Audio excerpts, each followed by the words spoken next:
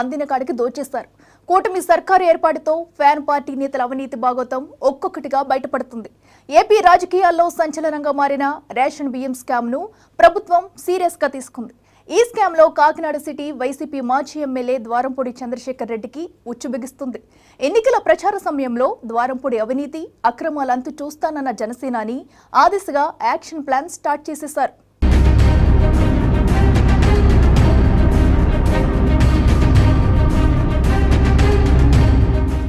ఏపీలో కూటమి అధికార పగ్గాలు చేపట్టడంలో జనసేనాని కీ రోల్ పోషించారు.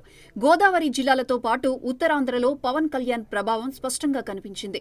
జనసేన సత్తాని అంచనా వేయలేకపోయిన వైసీపీ నేతలు అసలు పిఠాపురంలోనే పవన్ ని ఓడిస్తామని సవాళ్లు విసిరారు. ముఖ్యంగా ద్వారంపూడి చంద్రశేఖర్ రెడ్డి తాను పోటీ చేసిన కాకినాడ సిటీ కంటే పిఠాపురంకి ఎక్కువ టైం కేటాయించి పావులు కదిపారు. అయితే కాకినాడలోనే ఆయన దారుణ పరాజయం చవిచూశారు. ఎన్నికల ప్రచారంలో ద్వారంపూడి కాకినాడ కేంద్రంగా కొనసాగించిన అక్రమాలపై పవన్ తీవ్ర స్థాయిలో ధ్వజమెత్తారు.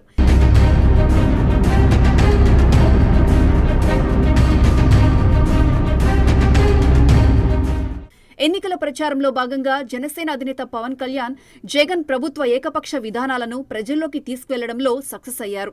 ప్రధానంగా ఉమ్మడి తూర్పుగోదావరి జిల్లాలో కాకినాడ సిటీ వైసీపీ ఎమ్మెల్యేగా ఉన్న ద్వారంపూడి చంద్రశేఖర్ రెడ్డి హవా చేస్తున్న అక్రమాలు, అతని అనుచరులు చేస్తున్న దోపిడీపై ఆయన తనదైన శైలిలో విరుచుకుపడ్డారు. అది పెద్ద కలకలమే రేపింది. దాంతో పవన్ ని టార్గెట్ చేసిన వైసీపీ పిఠాపురంలో ఆయన్ని ఓడించడానికి సర్వశక్తులు ఒడ్డింది. ఇందులో భాగంగానే కాపులను జనసేనకు దూరం చేయాలనే ఆలోచనతో ముద్రగడను తెరపైకి తీసుకువచ్చి పార్టీలోకి ఆహ్వానించి వైసీపీ కండువా వేసి ముద్రగడతో పవన్ ని టార్గెట్ చేయించారు.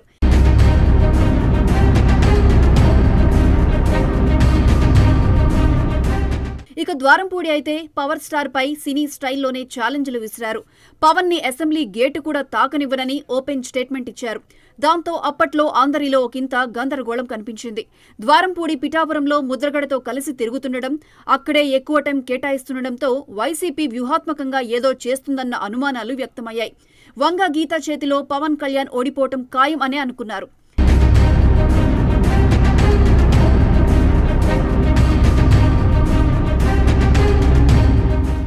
ఎన్నికల్లో ఘన విజయం సాధించిన కూటమి ప్రభుత్వం ఎక్కడా కూడా కక్ష ధోరణి చర్యలు ఉండవని చెప్తూనే అవినీతికి పాల్పడిన వారిని విడిచిపెట్టే ప్రసక్తే లేదని హెచ్చరించింది.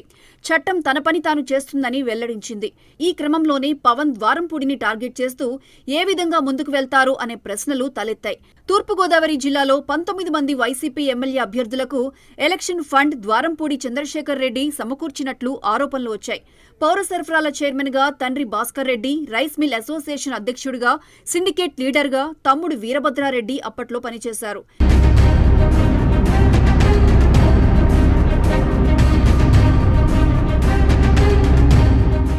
దాంతో ఇటు అనంతపురం నుంచి అటు శ్రీకాకుళం వరకు పీడీఎస్ రైస్ మాఫియా సాగించారని విమర్శలు వెల్లువెత్తాయి.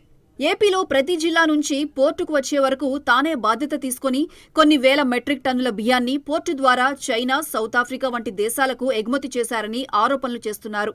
ఆయా దేశాల్లో సైతం ద్వారంపూడికి సొంతంగా గోడౌన్లు ఉండటం, అక్రమంగా రవాణా చేసి తరలించిన బియ్యాన్ని ఆ గోడౌన్లో నిల్వ చేసి వ్యాపార సామ్రాజ్యం విస్తరించారన్న ఆరోపణలు ఉన్నాయి.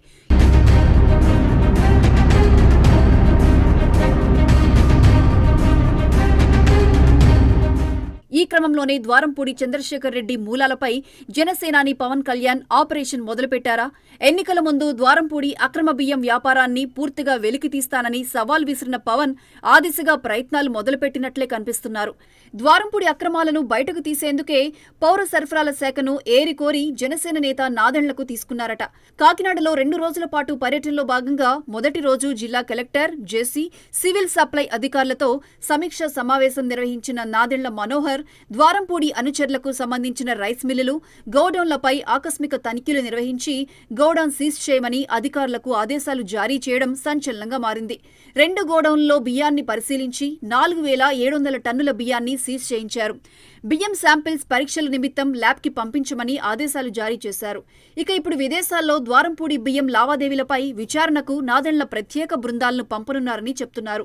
మొత్తానికి ద్వారంపూడి సామ్రాజ్యాన్ని కూల్చకపోతే నా పేరు పవన్ కళ్యాణ్ కాదంటూ సవాల్ చేసిన మాటను నిజం చేస్తూ జనసేనాని రంగంలోకి దిగారని, ఇక ద్వారంపూడి అవినీతి బాగోతం త్వరలోనే బట్టబయలు కానుందని జనసేన నేతలు చెబుతున్నారు.